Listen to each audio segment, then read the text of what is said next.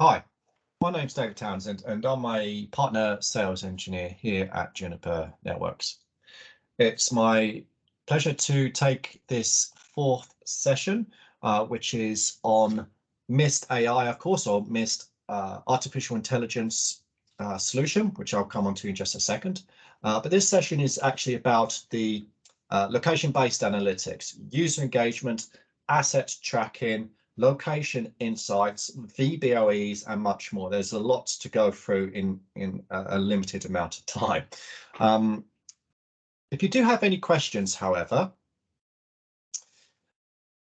if you could email those questions, those comments, so on and so forth, to the team at sales@kubus.com, and of course they will be more than happy to respond to those questions, to those comments that you may have. But without further ado, let's proceed.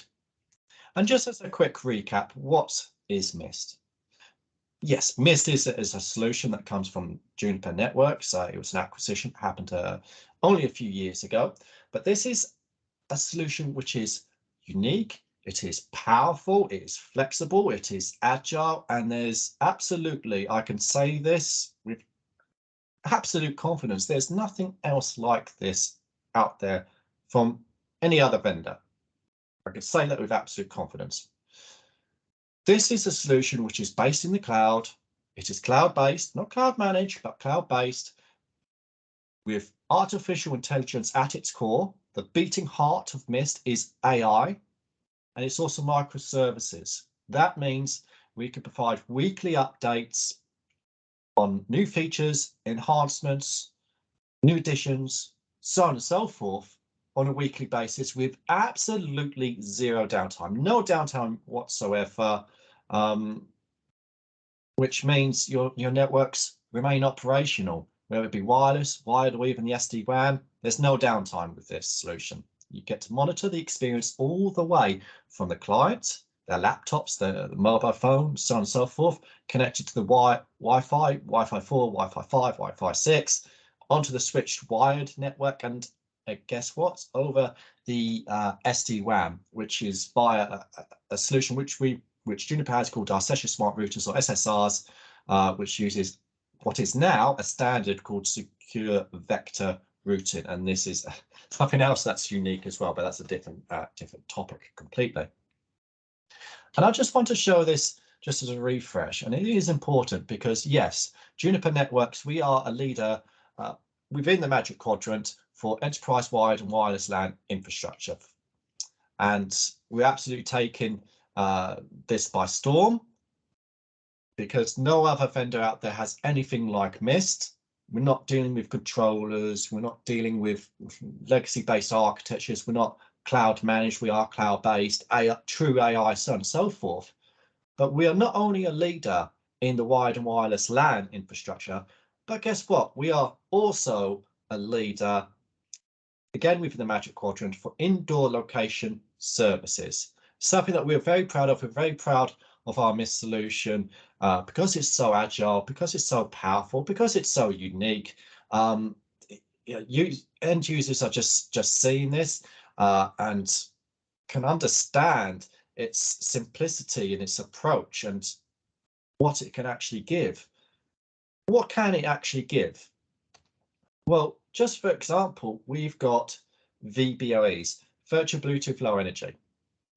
Yes, these are controlled by, these are in the Mist APs, which is controlled by the Mist cloud. And inside every AP, there is a third antenna, which has a 16 elements VBOE. And you have 8 of those transmitting, 8 receiving. Those 8 transmitting are actually transmitting to SDKs or software development kits on users' iPhones, just for example. And the 8 that are receiving are actually receiving beacons from a particular asset.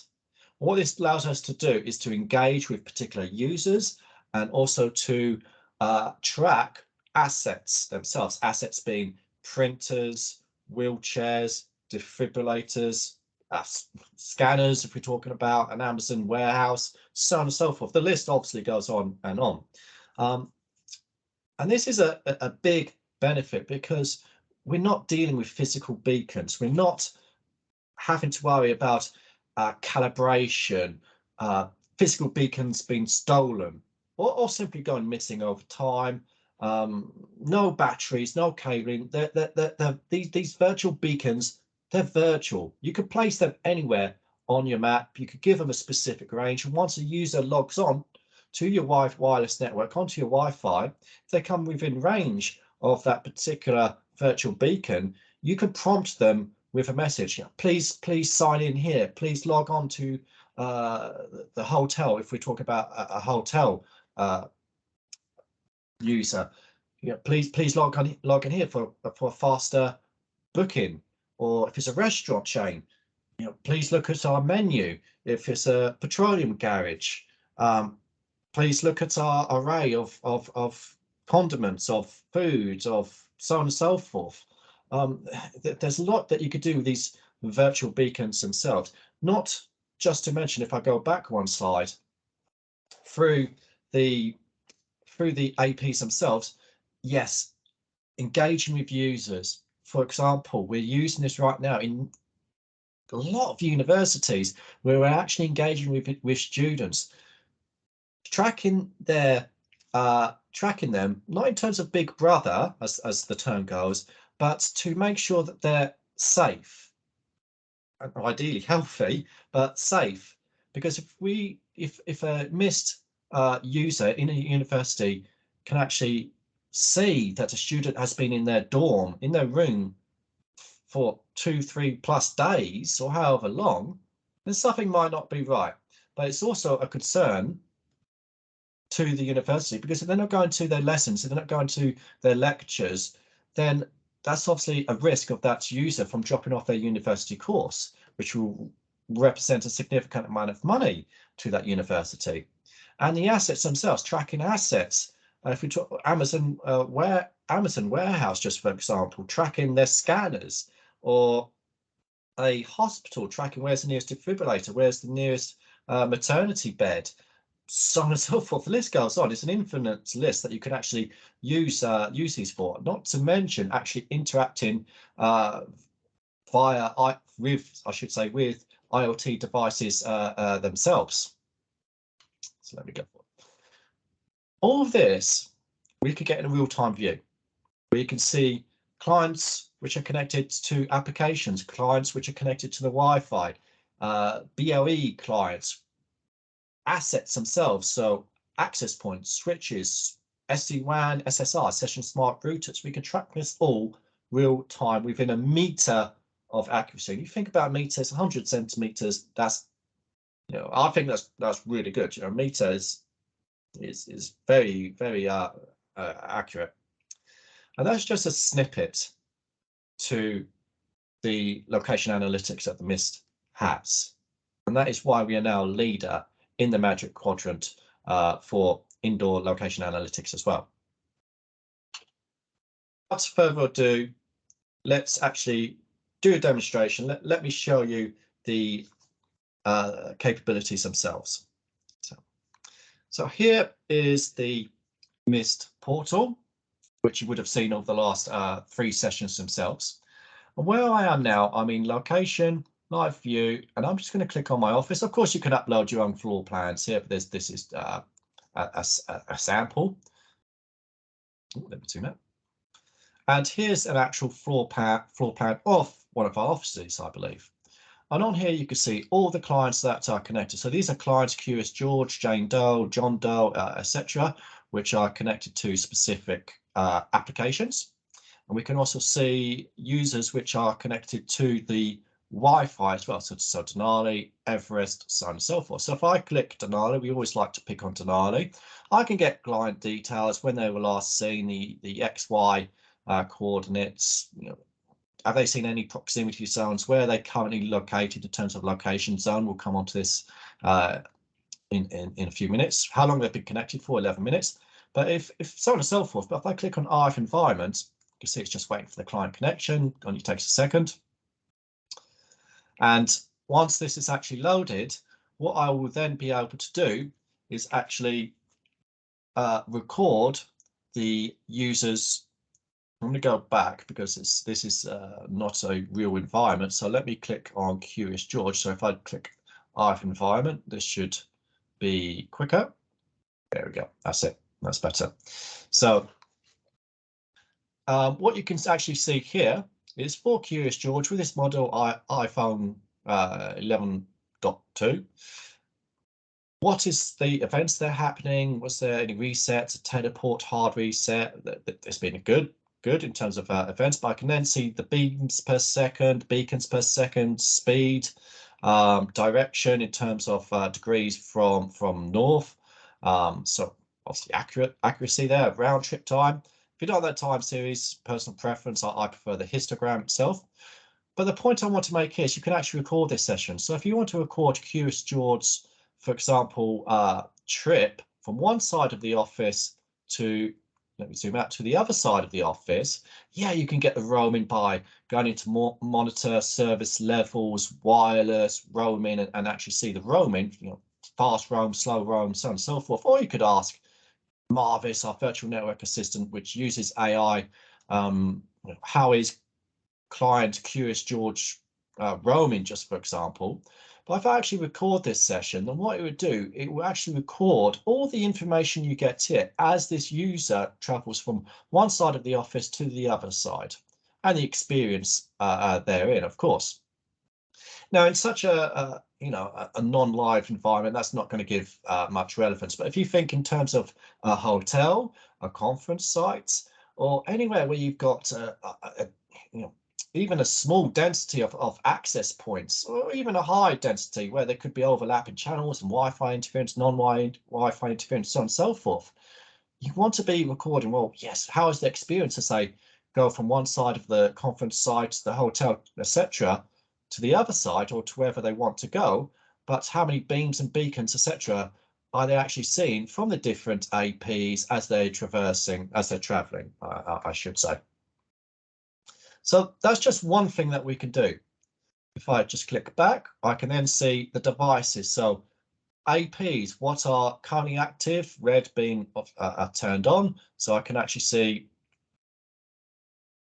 Colin's AP is actually located down here. I can get the access point details, MAC address, how many clients are connected. Currently it doesn't have anything connected itself. And I can do the same for all the switches here. So the EX3400, which has been used as a firewall with EVPN, our WAN edges, our session smart routers or SSRs as well, and where these are located here. So you can actually see this is an SRX, which is a firewall, it's a gateway located here. I can also look for any beacon. So here's actually a virtual beacon itself.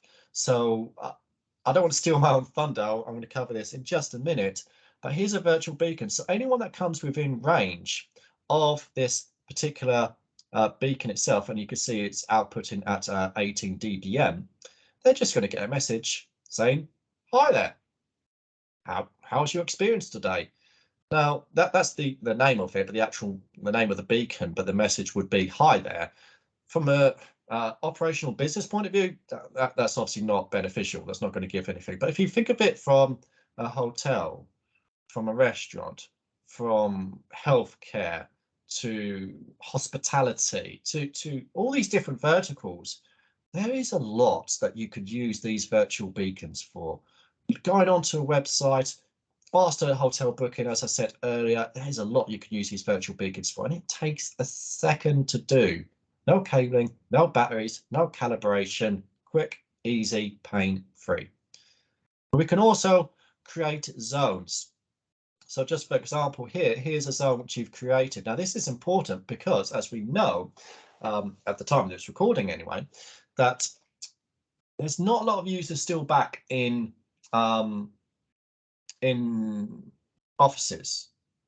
Slowly that's changing, of course, but you can actually create zones here, yeah, to place APs on and to do more asset tracking, but you can also use this for COVID-19 tracking. Specifically, you can assign a threshold to a particular zone, and using APIs. Mist is underpinned by 108% API support. Absolutely. If that threshold is breached, so say, for example, in this kitchen, you can have max 10 users. Anything up to 10, yeah, that's fine. But as soon as it goes to 11, within 0 seconds, 5 minutes later or 10 minutes later, default settings, a manager or managers will be alerted to that, just for example. But how can I actually tailor this to my environment? Well, if I actually, you can set up your floor plan. This is the first thing you would have to do is just state the distance of one wall, not all the walls, but one wall. The wall between these 2 points here is 5 meters, 10 meters, however long, and Mist would do the rest. You need to do that obviously for accuracy. But once that's done, if I click beacons and zones, I can then add a virtual beacon. I can add a location zone. I can add a proximity zone, which is very similar to virtual beacons themselves, but it's for APs. Mist, there's different types and levels and configurations from different Mist access points, and this is really for the access points which don't support virtual beacons. But I won't go into that. But if I actually click on virtual beacon, you can see here that it just says anonymous here. This is my new virtual beacon, and say for example I wanted to place this in the coffee room, just for example. On the right hand side here, you can see anonymous. Yeah, there's no message. I need to configure this. So if I just quickly click edit, I can put here just so Juniper networks. And if I actually just do Juniper networks Mist, I just want to get a website address.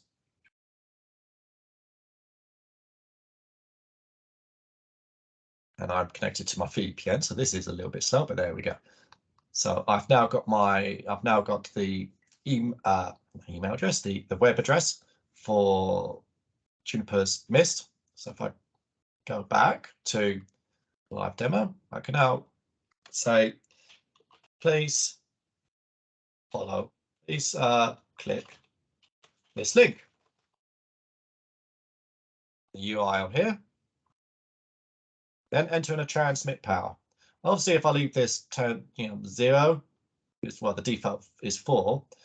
It's not going to have a huge range. So you can change the range of this. So you can actually see is anyone within 1.5 meters, 1.8 meters near, or as far as 5.3 meters will actually see or be notified, I should say. Well, not see, but because it's virtual. Well, but they will get this notification of this virtual beacons with the name Juniper Networks. Please click this link, and they'll go straight onto the Juniper Networks website for Mist. That's it. Done. Within a few seconds there, I've just configured a virtual beacon. And again, that's just an example, referring a user to a Mist website. But there's countless possibilities that you can use these virtual beacons for many different verticals, whether it be retail, hospitality, healthcare, so on and so forth. The only limitation, I think, is your actual imagination. So I've created my virtual beacon, but maybe I want to configure a create location zone. It's exactly the same itself. So I'll just click save there because I do want to save that, otherwise it will disappear. You can see it's now been saved. But if I want to configure a location zone, all I'd have to do is click beacons and zones, add location zone, and then I'll doing the good old drag and drop, create a zone. But all of this has been done. You can see this is coffee, the ablution, so on and so forth. So it's actually nothing for me to actually do here. But what if you wanted to configure a wayfinding path? I.e., you're in the office, you're at university, you don't know how to get from your dormitory to a specific lecture hall, or you're in a conference site in a large hotel, you don't know the grounds, wherever the grounds may be, and you need help. So now I can actually insert a path and click here, and I'm actually now just building a path to go from one side, and I'm just going to do it quickly, to the other side of the actual path itself. I can also see, enable to say any Wi-Fi is on the plan. I can also do third-party integration itself. I'm not going to do that. I'm going to keep this simple.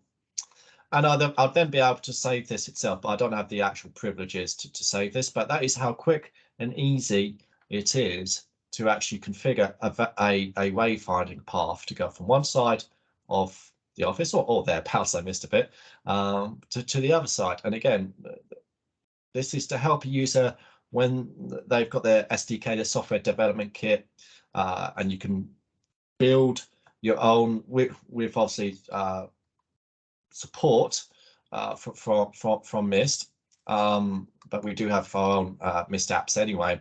You can actually see this wayfinding path on the mobile phone or tablet, etc., where the user would then follow this path going from one side of the office to the other itself. And I'm just checking time. I can see that I am starting to run out of time, but there's so much to show.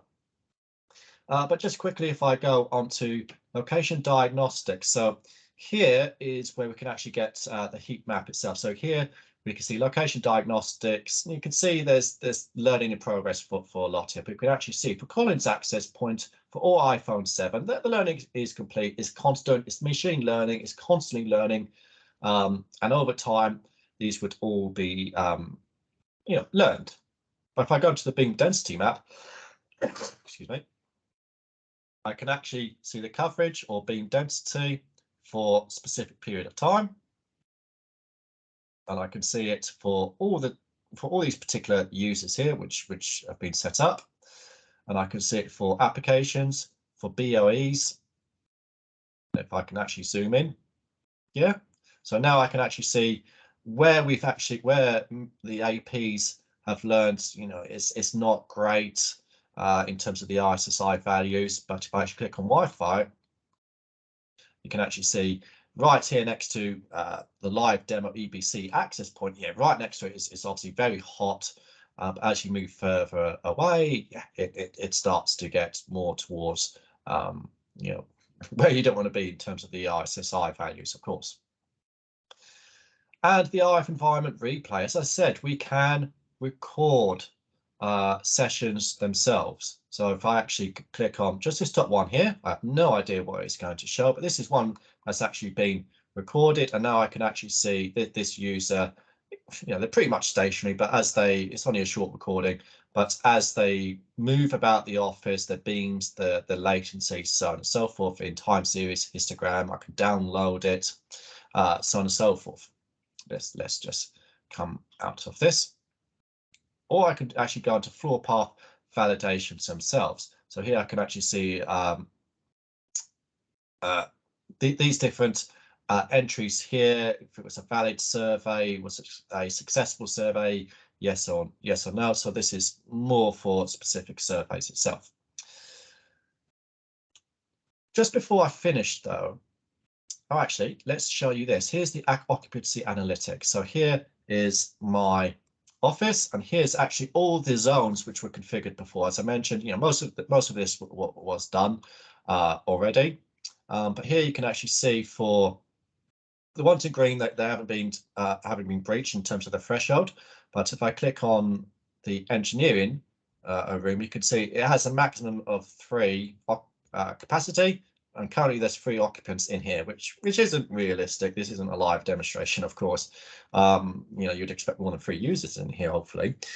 But nonetheless, it still gives the point that we're able to track users, and for COVID-19 reasons, one more a manager would be alerted to that real time or within a certain delay if they chose to. Obviously, that is configurable.